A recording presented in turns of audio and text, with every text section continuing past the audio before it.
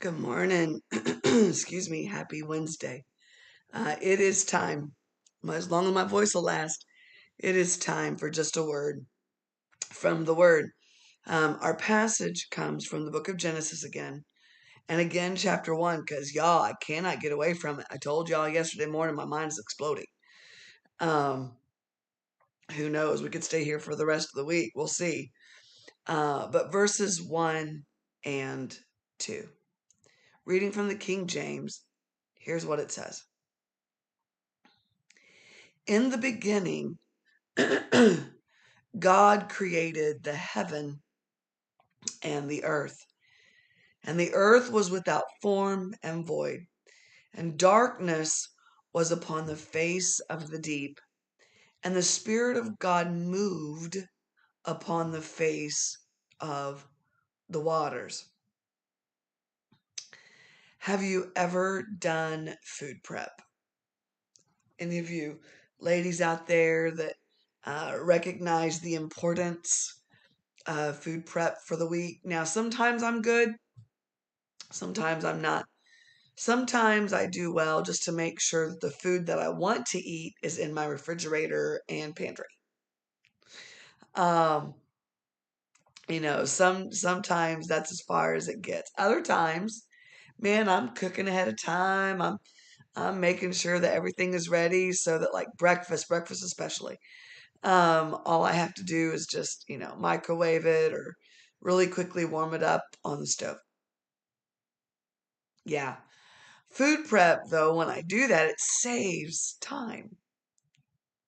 Preparing ahead of time saves time in the long run.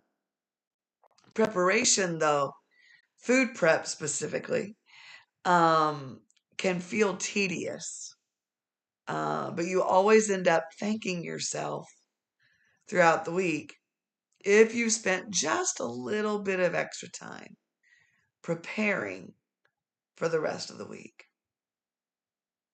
In Genesis 1, we see God preparing for creation. Oh, Jan, no. On the first day, he created light. Yes, he did. Yes, he did. Because verse 3 says, God said, let there be light. There was light, right? But before God said, make sure I'm telling you right. Yep, verse 3. But God said, before there was any kind of light, there was prep work that needed to be done.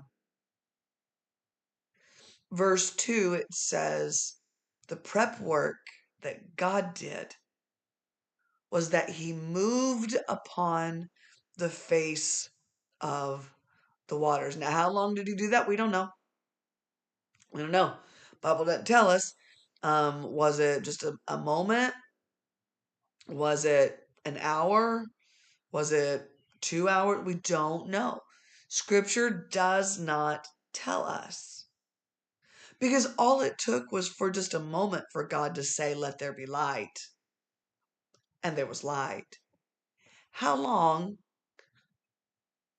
Somebody going to hurt me about this one. How long did God move upon the waters? We don't know. Now, do I believe it was more than 24 hours? No, I actually believe in a literal 24-hour day, creation day, but that's a discussion way beyond this devotion.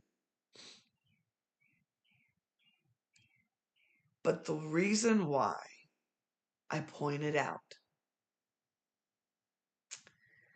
the reason why I titled this devotion Purpose in Preparation is for the spiritual application of Genesis 1:1 and Genesis 1:2. Because we don't know how long it took for God to move upon the face of the waters, this is your reminder today. If any of you are like me, and I mentioned it yesterday, I get it. I want it all to go here, right now. want it all done. I want it perfect. I want it great. I want it just boom. Because we live in a microwave society. Brother T.F. Tenney would say, God, we're into microwaving and God is into marinating. What did Brother Tenney mean? He meant Genesis 1:2. Let me make it clear. Here's your word from the word. Don't despise the time that God takes in your life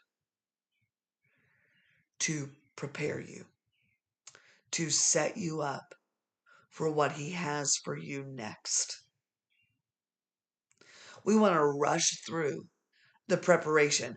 We want to hear God say, let there be light. And man, then everything is illuminated. And we know that great things are about to happen. I want that. You do too. But if we will set aside, oh, this is so hard. If we will set aside our impatience with the process and trust that however long it takes for God to move upon the face of the deep waters that we're in, before any grandiose stuff may happen, if we will trust him in the process, the prep work, because that's what God's doing, will be worth it in the end. The rest of the week goes great after God spends time. And God didn't just do preparation on day one. God continued preparation on day two. And I don't know, I might talk about that tomorrow because that's just fantastic to me.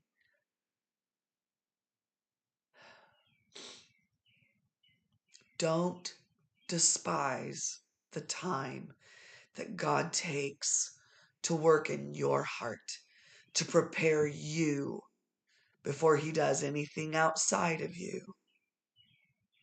Because the purpose in that kind of preparation in your life, it's going to be worth it. Don't despise it. Embrace the purpose in God's preparing you for whatever is about to happen. This has been just a word from the word. God bless you. Have a beautiful day. And Lord willing, we'll see you tomorrow morning.